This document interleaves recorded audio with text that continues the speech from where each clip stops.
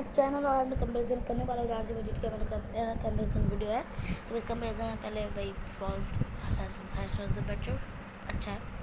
Skills Virat Kohli Kolkata में क्योंकि average same है 39 का।